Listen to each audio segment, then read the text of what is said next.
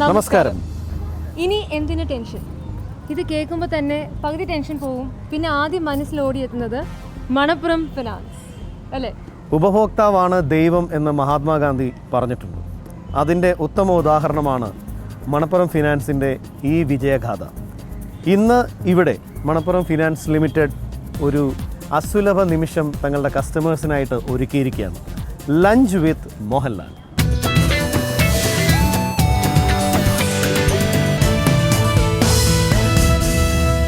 പലരുടെയും dream come true മൊമെൻറ്റ്സിനാണ് Manappuram ഇവിടെ ഒരു വേദി ഒരുക്കുന്നത്. പലപ്പോഴും നമ്മൾ ഒരു പ്രാവശ്യമെങ്കിലും ചിന്തിച്ചിട്ടുണ്ടാവും, ഇദ്ദേഹത്തിൻ്റെ കൂടെ ഒരു സെക്കൻഡ് നമുക്ക് സ്പെൻഡ് ചെയ്യാൻ പറ്റിയിരുന്നു എന്നുണ്ടെങ്കിൽ. ഒരു സെക്കൻഡ് അല്ല, ഒരു മോർണിംഗ് തൊട്ട് ആഫ്റ്റർനൂൺ ലാലേട്ടൻ്റെ ഒപ്പം സ്പെൻഡ് ചെയ്യാൻ സാധിക്കുന്നു അല്ലേ? ഹാഫ് ഡേ സ്പെൻഡ് ചെയ്യുന്നത് ലാലേട്ടൻ്റെ കൂടെ നിന്ന് ഫോട്ടോ എടുത്ത് അദ്ദേഹത്തിനോട് സംസാരിച്ച് അദ്ദേഹത്തിൻ്റെ കൂടെ ലഞ്ച് കഴിച്ച് പിരിയുന്ന മനോഹരമായൊരു ദിവസം. ഈ നിമിഷങ്ങളിലേക്കാണ് ഫ്ലവേഴ്സ് TV ഇന്ന് നിങ്ങളെ കൂട്ടിക്കൊണ്ടുപോകുന്നത്. വെൽക്കം.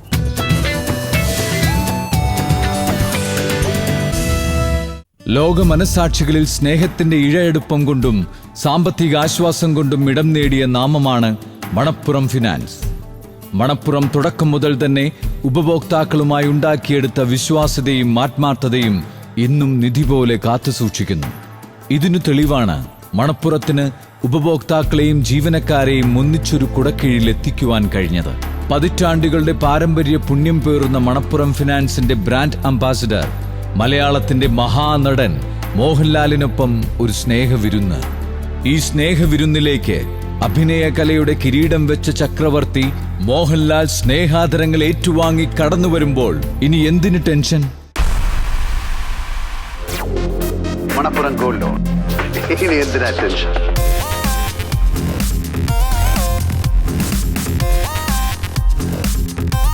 ഇനി എന്തിനാ ടെൻഷൻ?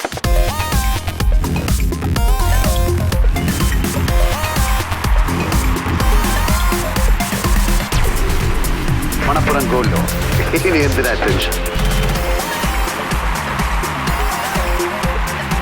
മണപ്പുറം ഗോൾഡ് ലോൺ, ഇനി എന്തിനാ ടെൻഷൻ?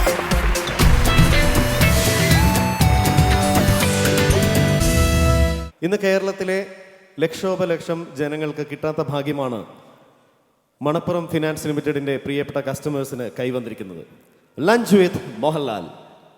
ഈ അസുലഭ നിമിഷത്തിന് സാക്ഷ്യം വഹിക്കാനെത്തിയിരിക്കുന്ന എല്ലാ പ്രിയപ്പെട്ടവരെയും ഈ ചടങ്ങിലേക്ക് സ്വാഗതം ചെയ്യുന്നതിനായി മണപ്പുറം ഫിനാൻസ് ലിമിറ്റഡിൻ്റെ vice president doctor Sumitha Nandan ജയശങ്കറിനെ ഞാൻ ഹൃദയപൂർവ്വം സ്വാഗതം ചെയ്യുന്നു.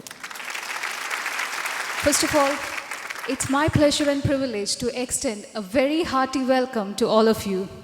It was in March 2010 at a function celebrating the landmark of 1001 branches of Manappuram Finance that Kerala's pride, Padma Shri Lieutenant Colonel Mohanlal made his first appearance for Manappuram. Coincidentally, that function was also held at Lulu Convention Center, and it was just after that event that he signed on to become the first of Manappuram's galaxy of celebrity brand ambassadors. Ladies and gentlemen, on behalf of everyone gathered here, a warm welcome to our guest of honor, our pride, the finest actor of his generation, Padma Shri Lieutenant Colonel Mohanlal. I would now like to extend a formal welcome to our MD and CEO, Mr. VP Nandakumar. Also, to Mr. B.N. Ravindra Babu, our Executive Director, and our young and energetic Senior Vice President, Mr. Suraj Nandan, and Manappuram family at large. I also like to extend a warm and genial welcome to the media representatives who have gathered here to cover this event. Finally, a very, very warm welcome to the audience who have present here in large number. Thank you very much. Thank you, ma'am. Thank you for your words of warm welcome. The captain of the ship, MD and CEO of Manappuram Finance Limited, Shri VP Nandakumar, he is presiding over the function. അദ്ദേഹത്തെ അധ്യക്ഷ പ്രസംഗത്തിനായി വേദിയിലേക്ക് ക്ഷണിക്കുന്നു. Please. എല്ലാവർക്കും ഒരിക്കൽ കൂടി good morning. മണപ്പുറത്തെ സംബന്ധിച്ചിടത്തോളം ഇന്ന് വളരെ വളരെ സന്തോഷത്തിൻ്റെ ഒരു ദിവസമാണ്.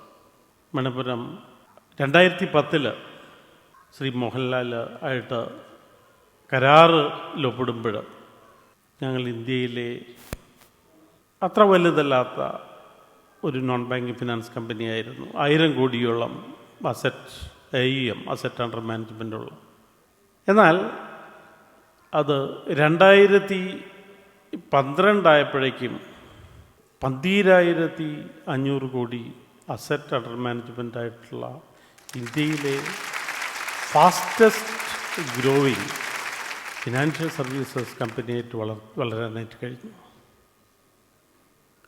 ഇന്ന് മണപ്പുരം ഫിനാൻസ് ഇന്ത്യയിലെ സെൻസെക്സ് 100 കമ്പനികളിലൊന്നാണ്.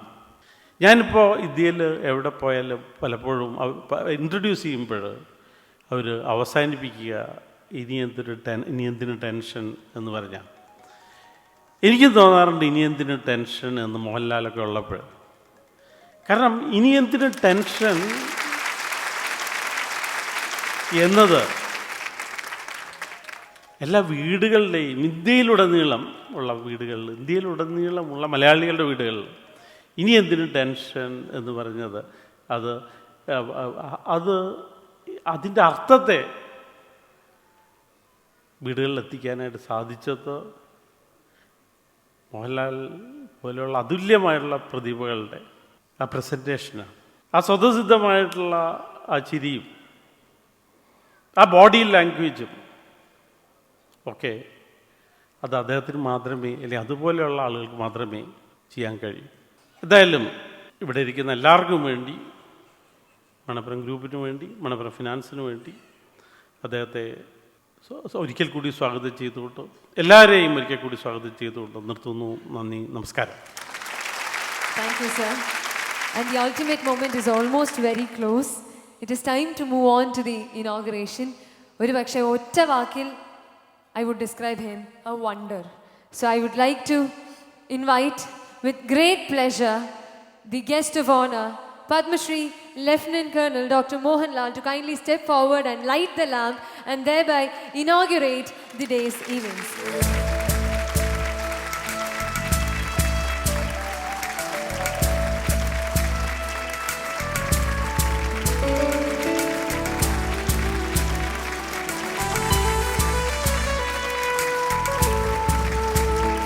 സദസ്സിലിരിക്കുന്ന ബഹുമാന്യ വ്യക്തികളെ, പ്രിയപ്പെട്ടവരെ, എല്ലാവർക്കും സന്തോഷകരമായ ഒരു ദിവസം ആശംസിക്കുന്നു. ലഞ്ച് വിത്ത് മോഹൻലാൽ ഇങ്ങനൊരു ചടങ്ങിലേക്ക് എന്നെ ക്ഷണിക്കുകയും എന്നെപ്പറ്റി ഇത്ര മനോഹരമായിട്ട് സംസാരിക്കുകയും ചെയ്തതിൽ ഉള്ള സന്തോഷവും ആഹ്ലാദവും ഞാനിവിടെ പ്രകടിപ്പിക്കുന്നു. വളരെയധികം നന്ദി. ഇവിടെ മാഡം പറഞ്ഞതുപോലെ ഏതാണ്ട് 5 വർഷം മുമ്പ് ഞാൻ ഇതേ വേദിയിൽ വെച്ചാണ് മണപ്പുറത്തിൻ്റെ ഒരു ബ്രാൻഡ് അംബാസഡർ. അത്തരം പേരുകൾ ഒരു പേരാണ്, പക്ഷെ അതിനേക്കാൾ കൂടുതൽ ഒരു ബന്ധമുള്ള ഒരു ടേമായിട്ടാണ് ഞാനതിനെ കാണുന്നത്. ഞാനിവിടെ അവരുമായിട്ടത് ശരിയെന്ന് പറയുന്ന സമയത്ത് ഏതാണ്ട് 1000-ഓളം ബ്രാഞ്ചുകളായിരുന്നു. പക്ഷേ ഈ 5 വർഷം കൊണ്ടത് 3300 മാറുക, 27 സംസ്ഥാനങ്ങൾ 3300 ബ്രാഞ്ചുകളായി മാറുക എന്ന് പറയുന്നതിൻ്റെ ആ വളർച്ചയുടെ സന്തോഷം വളരെ വലുതാണ്. തീർച്ചയായിട്ടും ആ മണപ്പുറം എന്ന് പറയുന്ന ആ ഫിനാൻസ് കമ്പനി വളരുന്നതോടൊപ്പം അതിൻ്റെ കൂടെയുള്ള ആൾക്കാരും അതിൻ്റെ ഉപഭോക്താക്കളും എല്ലാവരും അവരുടെ വിശ്വാസവും സ്നേഹവും എല്ലാം വളരുന്നു. അതുകൊണ്ട് തന്നെയാണ് ആ കമ്പനിയുടെ വളർച്ച എന്ന് ഞാൻ വിശ്വസിക്കുന്നു. മണപ്പുറം കമ്പനിയെക്കുറിച്ചും അതിൻ്റെ പ്രവർത്തന രീതികളെക്കുറിച്ചും ഞാൻ പറയേണ്ട ഇവിടെ തന്നെ മനസ്സിലാക്കി. ഇന്ത്യയിൽ ഏറ്റവും അറിയപ്പെടുന്ന ഒരു കമ്പനിയായിട്ട് അത് മാറി. കാരണം കേരളത്തിൽ നിന്ന് ഒരു ചെറിയ സ്ഥലത്ത് നിന്ന് തുടങ്ങി അവിടെ നിന്ന് അത് ഇന്ത്യ മുഴുവൻ എത്തിപ്പെടുക എന്ന് പറയുന്നത് വളരെ പ്രയാസമുള്ളൊരു കാര്യമാണ്. വളരെയധികം മത്സരമുള്ള ഒരു രംഗത്ത് തന്നെയാണ് അവർ പ്രവർത്തിക്കുന്നത്. ഒരുപാട് പൈനിയേഴ്സ് അല്ലെങ്കിൽ ഒരുപാട് മുൻകാല എന്താ പറയുന്ന പ്രാഗൽഭ്യമുള്ള ഒരുപാട് കമ്പനികൾ ഉള്ള സമയത്ത് മണപ്പുറം എന്ന ഒരു കമ്പനി തുടങ്ങുകയും അതിനെ ഏറ്റവും മുൻനിരയിൽ എത്തിക്കുകയും ചെയ്തത് തീർച്ചയായിട്ടും അതിൻ്റെ പുറകിലുള്ള സത്യസന്ധതയും കസ്റ്റമേഴ്സിനോട് കൊടുക്കുന്ന റെസ്പെക്റ്റും തന്നെയാണ് ഞാൻ മനസ്സിലാക്കുന്നു.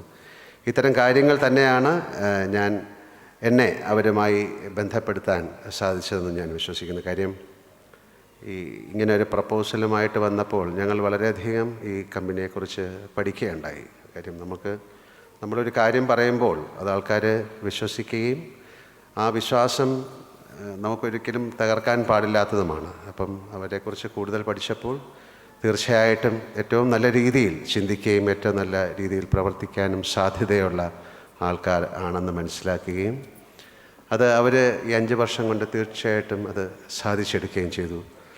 അതിന് ഞാൻ ഈ കമ്പനിയോടും അതിൽ പ്രവർത്തിക്കുന്ന എല്ലാവരോടും എൻ്റെ ഹൃദയത്തിൻ്റെ ഭാഷയിൽ ഞാൻ നന്ദി പറയുന്നു. നമുക്ക് വീണ്ടും സംസാരിക്കാം. നന്ദി, നമസ്കാരം.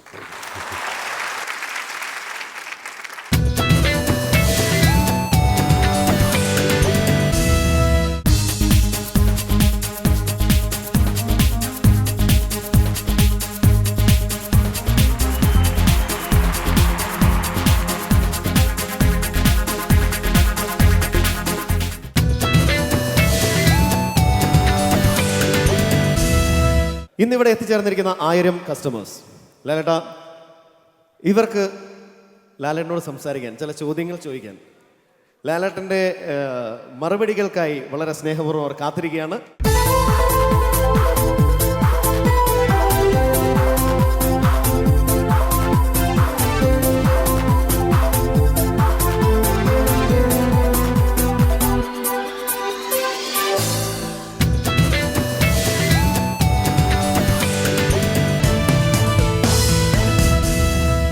ഹായ് ലാലേട്ടൻ. ഹലോ. മുന്നോട്ട് വയ്ക്കാം. Good afternoon. Good afternoon. ഇത് ഏതാ ജില്ല? തൃശ്ശൂർ ജില്ല. തൃശ്ശൂർ ജില്ല. തൃശ്ശൂർ ജില്ലയെ അതുപോലെ തന്നെ തൂവാനത്തുമ്പികൾ എന്ന പിക്ചർ, അതിനകത്ത് ലാലേട്ടൻ അഭിനയിച്ച ജയകൃഷ്ണൻ എന്ന കഥാപാത്രം. അപ്പോൾ തീർച്ചയായിട്ടും ഈ ജില്ലയുടെ സ്ലാങ് നന്നായിട്ട് അറിയാമെന്നാണ് ഞാൻ വിചാരിക്കുന്നത്. അപ്പോൾ ഒരു ഡയലോഗ് ഈ തൃശ്ശൂർ സ്ലാങ്ങിൽ ഒന്ന് പറഞ്ഞാൽ നന്നായിരുന്നു. അതാണ് നമുക്ക് ഓരോ നാരങ്ങ പൂശിയാലാ?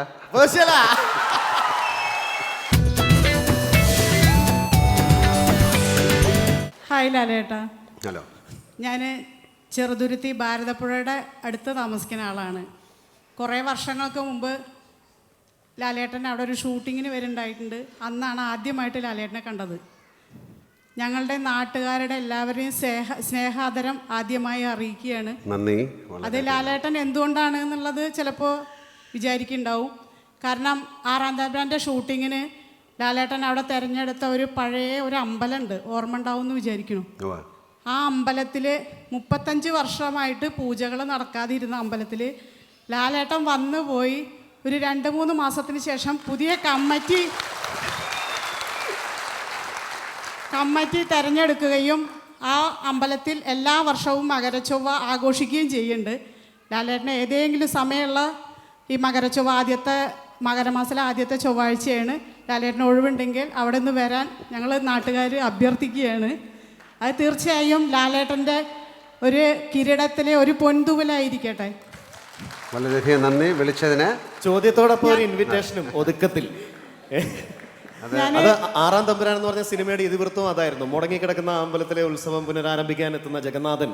അതുപോലെ തന്നെ യഥാർത്ഥ ജീവിതത്തിലും സംഭവിക്കുക എന്ന് പറയുന്നത് ഒരു നിമിത്തമാണ്. തീർച്ചയായും അങ്ങനെയാണ് ദൈവം കയ്യൊപ്പിട്ട സിനിമകൾ ഉണ്ടാകുന്നതും വിജയങ്ങൾ ഉണ്ടാകുന്നതും. അല്ല, അത് ലാലേട്ടൻ കയ്യൊപ്പിട്ട അമ്പലമാണ് തുറന്നു കിട്ടിയിരിക്കുന്നത് ഞങ്ങൾക്ക് എല്ലാവർക്കും വേണ്ടി. അമ്പലത്തിന്റെ ഭാരവാഹിയാണോ? അല്ല, ഞാൻ അതിലൊരു പ്രവർത്തകയാണ്. ശരി. അവിടെ വരാനും അവിടെ തൊഴാനുള്ള ഒരു ഭാഗ്യവും അവസരവും എനിക്ക് ഉണ്ടാകാൻ ഞാൻ പ്രാർത്ഥിക്കുന്നു. അങ്ങനെ ഒരു സാഹചര്യം ഉണ്ടാകട്ടെ. ഉണ്ടാകുമ്പോൾ തീർച്ചയായിട്ടും ഞാൻ അവിടെ വരാം. ഞാൻ ലാലേട്ടൻ്റെ ചോദ്യത്തിലേക്ക് എത്തിയിട്ടില്ല. ഞാൻ ലാലേട്ടൻ്റെ ഒരുപാട് പടങ്ങൾ കാണുന്ന ആളാണ്. അത് ലാലേട്ടൻ്റെ ഏറ്റവും കൂടുതൽ കോമഡി സിനിമകളാണ് ഞാൻ ഇഷ്ടപ്പെടുന്നത്.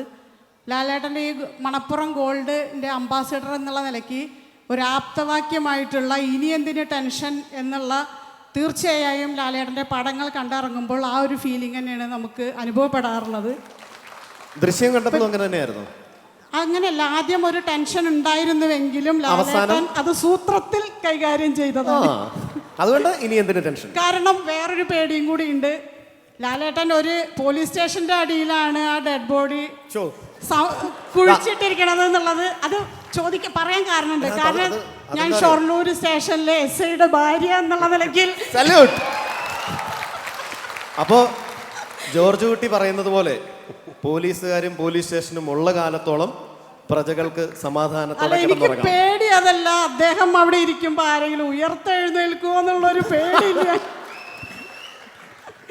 അപ്പൊ ചോദ്യത്തിലേക്ക് സോറി, ഞാൻ ചോദിക്കണത്, ലാലേട്ടൻ ഒരുപാട് കോമഡികൾ അവതരിപ്പിച്ചിട്ടുണ്ട്.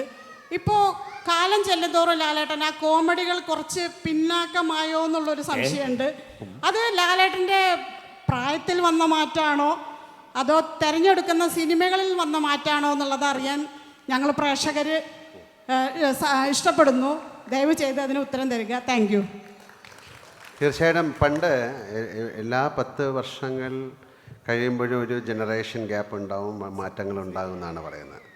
അപ്പം അന്ന് ചെയ്ത പോലത്തെ സിനിമകൾ ഇന്ന് ചെയ്തു കഴിഞ്ഞാൽ ആൾക്കാർക്ക് ചിലപ്പോൾ ഇഷ്ടപ്പെട്ട് എന്ന് വരില്ല. വളരെയധികം ആഗ്രഹമാണ്, വളരെയധികം അങ്ങനെ ഒരു കോമഡി സിനിമ കാണണമെങ്കിൽ ആ പഴയൊരു സിനിമ എടുത്ത് കണ്ടാൽ മതി. കാര്യം നമുക്ക് ഒരുപാട് മാറ്റങ്ങൾ സംഭവിച്ചു നമ്മുടെ ജീവിതത്തിൽ, നമ്മുടെ ചിന്താഗതികളിൽ. പിന്നെ അത്തരം കോമഡി സിനിമകൾ കൈകാര്യം ചെയ്യാൻ പറ്റിയ സംവിധായകർ, അതത്ര ഈസിയായ വിഷയമല്ല കോമഡി സിനിമകൾ ഉണ്ടാക്കുക എന്ന് പറയുന്നത്.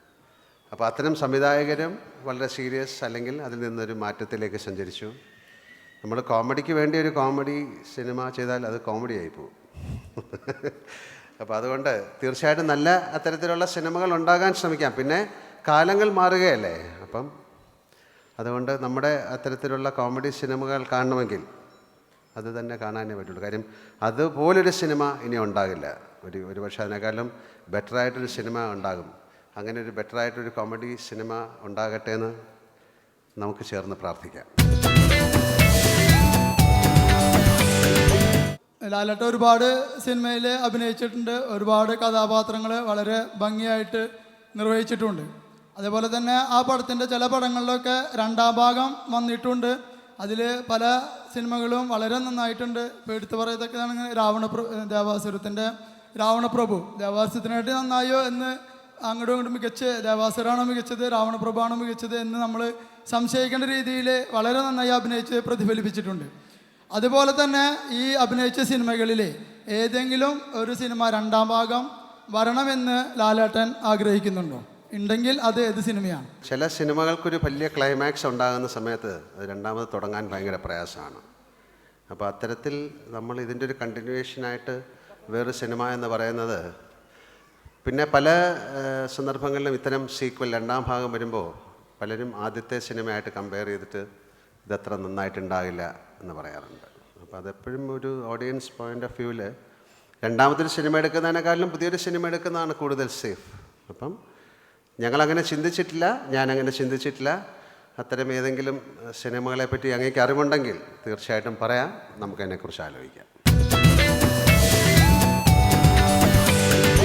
ഞാൻ വയനാട് ജില്ലയിലെ ഒരു പൊതുപ്രവർത്തകനാണ്.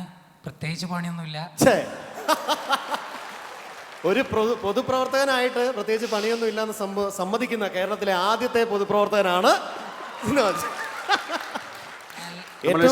ഒരു ജോലി കിട്ടിയിട്ട് വേണം ലീവ് എടുക്കാൻ. ലാലേട്ടൻ, ഞാൻ ചോദിക്കാൻ പോകുന്ന ചോദ്യമൊന്നുമല്ല.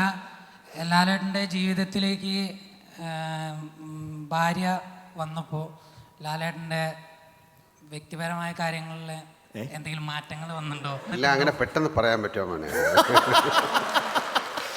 എന്നാലും ഒരു പൊതുപ്രവർത്തകൻ ചോദിക്കേണ്ട ചോദ്യമാണോ ഇത്? അങ്ങനെയല്ല അദ്ദേഹം ചോദിച്ചത്. ഞാൻ കല്യാണം കഴിച്ചിട്ട് 10-27 വർഷമായി അല്ലേ. നമ്മുടെ ഭാര്യ എന്ന് പറയുന്നത് നമ്മുടെ ഒരു സുഹൃത്ത് തന്നെയാണ്. അല്ലാതെ അവരെ ഒരു പ്രത്യേക ഒരു ഗണത്തിലോട്ട് മാറ്റി നിർത്തേണ്ട കാര്യമൊന്നുമില്ല.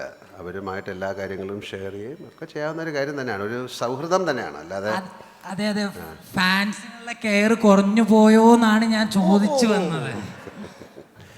ഇല്ല ഇല്ല, അങ്ങനെയല്ല. അവർക്കും നമ്മളെ ഇഷ്ടപ്പെട്ടിട്ടാണല്ലോ നമ്മുടെ ജീവിതത്തിലോട്ട് വരുന്നത്. അപ്പോൾ അവരുടെ ഇഷ്ടങ്ങൾ കൂടുതൽ തന്നെ ചെയ്യാണ്. കാര്യം പിന്നെ അവർക്ക് ഇഷ്ടപ്പെടാത്ത രീതിയിൽ നമ്മളങ്ങനെ വലിയ കുഴപ്പങ്ങളൊന്നും ചെയ്യാറില്ല. അതുകൊണ്ട് അങ്ങനെ അടിച്ചടിച്ച് പോകുന്നു. നിങ്ങൾ നിങ്ങളുടെ ഭാര്യയെ സ്നേഹിക്കുന്ന പോലെ ഞാനും എൻ്റെ ഭാര്യയെ സ്നേഹിക്കുന്നു. എൻ്റെ കല്യാണം കഴിഞ്ഞിട്ടില്ല ലാലേട്ടാ. ഇതാണ് ഉദ്ദേശം എന്ന് മനസ്സിലായില്ല. പക്ഷേ മോൻ കല്യാണം കഴിച്ചോളൂ.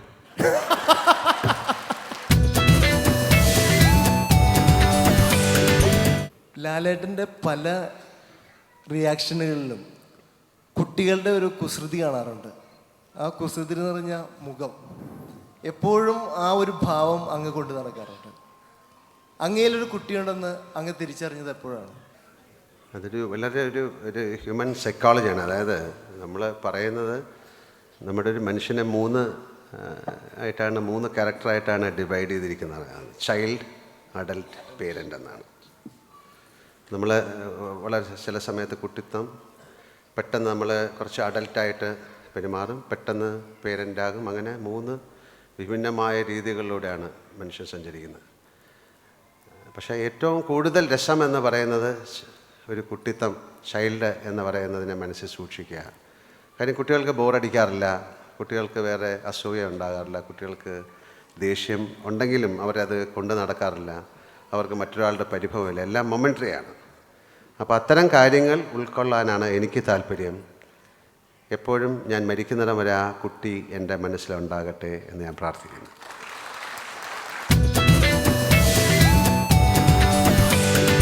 ഞാൻ എൻ്റെ വീടിൻ്റെ അടുത്ത് ഞങ്ങൾ കുറേ സുഹൃത്തുക്കളുടെയും കൂടി ഒരു ചോദ്യം അത് വെള്ളാരപ്പള്ളി വരമ്പ് സോക്കേഴ്സ് എന്ന് പറഞ്ഞുകൊണ്ട് ഞങ്ങൾ കുറച്ച് പേരുടെ ഒരു ചെറിയൊരു പഴയ ക്ലബ്ബുമാരിയും ഒരു ചെറിയൊരു ഇതുണ്ട്.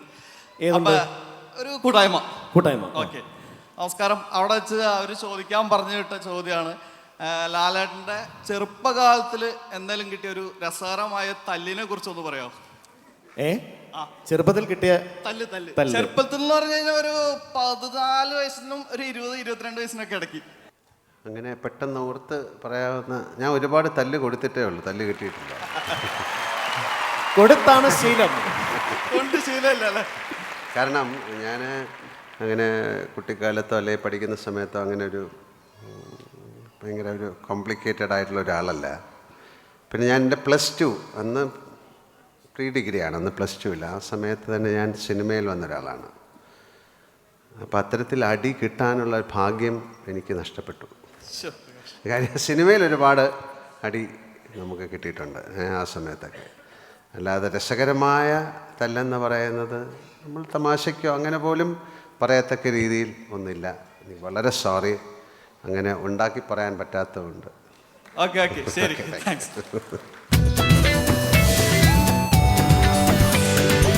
ഞാൻ ഗൗതം പ്രവീൺ, അടപ്പാളിന്ന് വരുന്നു. എടപ്പാള് കൊൽപ്പാക്കര. ഓക്കെ. ലാലേട്ടൻ മലയാള സിനിമയിൽ ലാലേട്ടൻ ഒഴികെ ലാലേട്ടനെ ഏറ്റവും ഇഷ്ടപ്പെട്ട നടൻ ഏതാ? നടൻ എന്ന് പറഞ്ഞാൽ ഏറ്റവും നന്നായിട്ട് അഭിനയിക്കുന്ന എല്ലാവരെയും നമുക്കിഷ്ടമാണ് അല്ലേ? അങ്ങനെ ഒരാളല്ല. മലയാള സിനിമ എന്ന് പറയുന്നത് വളരെ അത്ഭുതകരമായ ഒരു സിനിമാ ലോകമാണ്. അതിൽ അഭിനയിക്കുന്ന എല്ലാവരും നല്ല നടന്മാരും നടികളുമാണ്. ഇത് ഞാൻ മാത്രം പറയുന്നതല്ല, നമ്മുടെ മറ്റ് അന്യസംസ്ഥാനങ്ങളിലുള്ള സിനിമാ ലോകം മുഴുവൻ പറയുന്നത്.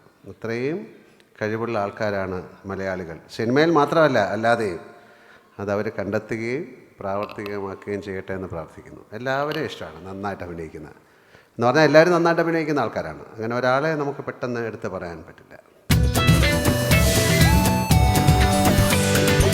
ഇതിൽ പരം ഭാഗ്യേനെ ഉണ്ടാവില്ല എന്ന് ഞാൻ വിശ്വസിക്കുന്നു.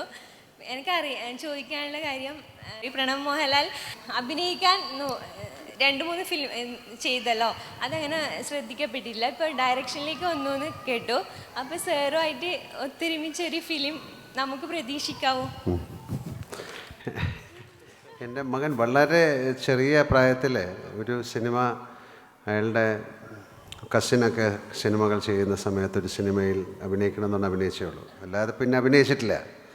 അദ്ദേഹത്തിന് സിനിമയിൽ അഭിനയിക്കാൻ താല്പര്യമില്ല. ഡയറക്ഷൻ എന്ന് പറയുന്നത് പുള്ളി ഇങ്ങനെ ഒരു സിനിമ ന്യൂസിലാൻഡിൽ ഇപ്പോൾ നടക്കുകയാണ്.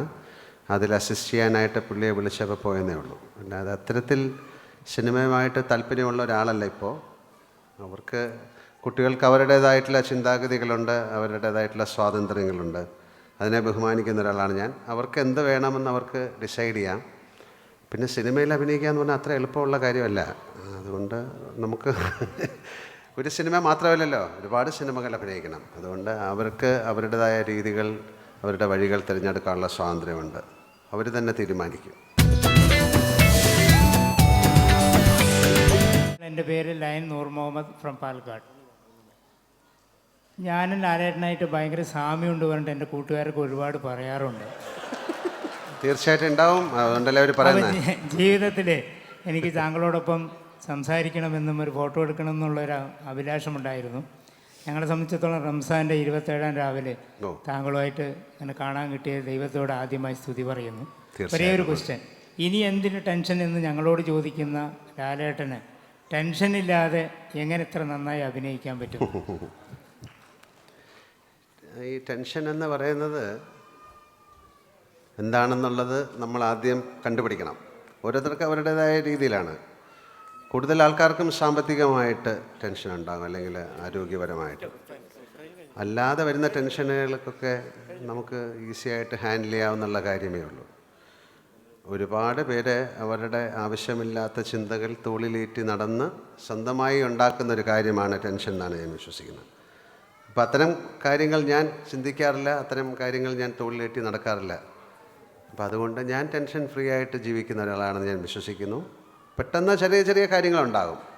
എപ്പോഴും നമ്മൾ ദേഷ്യമായാലും എന്ത് വികാരമായാലും അതിനെ കൂടെ കൊണ്ട് നടക്കാൻ തുടങ്ങിയാൽ നമ്മളെ അത് ട്രബിൾ ചെയ്തുകൊണ്ടിരിക്കും. അതുകൊണ്ട് അങ്ങേക്ക് ടെൻഷൻ ഉണ്ടെങ്കിൽ, അല്ലെങ്കിൽ അത്തരം കാര്യങ്ങളുണ്ടെങ്കിൽ അതിനെ തോളിലേറ്റണ്ട, അതിനെ കളഞ്ഞേക്കൂ. ഇനി എന്തിന് tension? Okay, fine.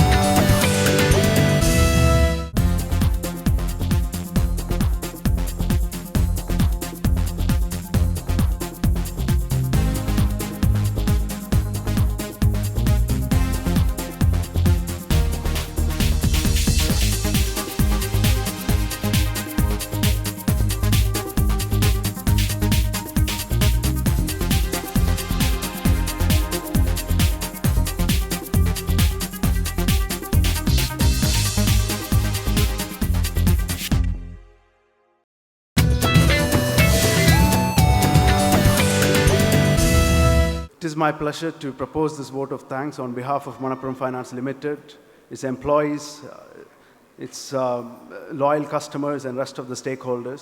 We are deeply honored to have Padma Shri Dr. Mohanlal Laletan, as he is known for the countless fans in Kerala, whose presence has energized the gathering. Thank you also for the lively interaction, sir, with the members of the audience, which was like icing on the cake. I'm sure I speak on everyone in this gathering when I say we hope to have you in this midst more often. Once again, thank you very much, sir.